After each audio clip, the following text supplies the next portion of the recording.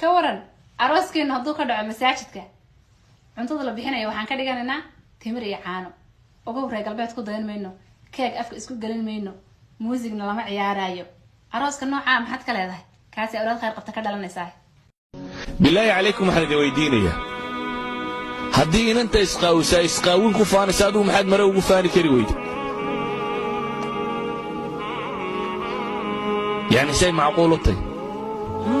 hadduu kan gaalnimo ku faaniyo ilaahay ma rumaysnay ilaahay baan rumaysan si aad ugu faani kari weydaa ahlu naar baan ahay hadduu kuugu faanayo ahlu jannaan ahay si aad ugu faani kari weyda geedi naar ku sii guuraya inaad daba guurtaa miyay fiicantahay adoo janno arkaya geedi naareed dadaad aragto hayaana oo guuraya oo naar u sii raran inaad ka daba guurtaa miyay fiicantahay adigoo awoodi karaya inaad janno u guurto